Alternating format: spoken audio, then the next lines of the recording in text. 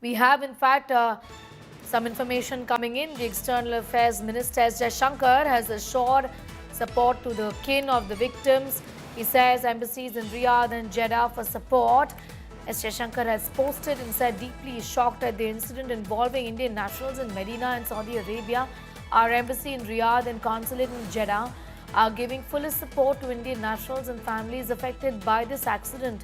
Sincere condolences to the bereaved families. Pray for the speedy recovery of those injured is what S. Jaishankar has said. So the embassies and the consulates coming to the rescue and helping out the relatives. Of course, the next step here, Purva, would be to bring the bodies back. What more details do you have with you as far as the workings of the Jeddah and the Riyadh embassies there and the consulate is concerned? This is a word from the Minister of External Affairs.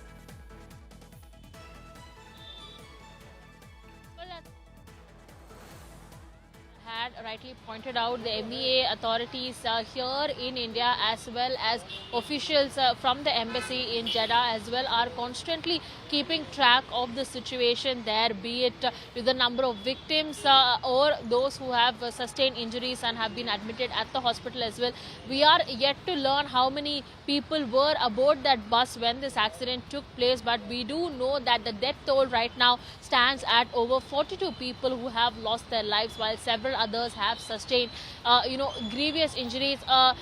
While out of the 42, we are getting to learn that most of them are belonging to Hyderabad, and that's the latest information that we've been given. So it looks like it's going to be a constant touch that the Telangana government will keep having with the MEA authorities in Delhi or as well as with the embassy in Jeddah as well, to go ahead and take stock of the situation. Nodal officers have been appointed at each level, be it here in Hyderabad, in Telangana or in Delhi, or even at the embassy in Jeddah as well, to ensure that those families who are looking to get any inputs on what had happened to their loved ones who were on this pilgrimage there, they can be able to reach out to these numbers and to these officials who will be able to get back in touch with them and give them the necessary details that is possible. Right now, panic is still in the air as we are yet to ascertain the total number of death toll and if the number of how many people have if there are any survivors and whatnot. So these details are still trickling in, but as at the moment it looks like the authorities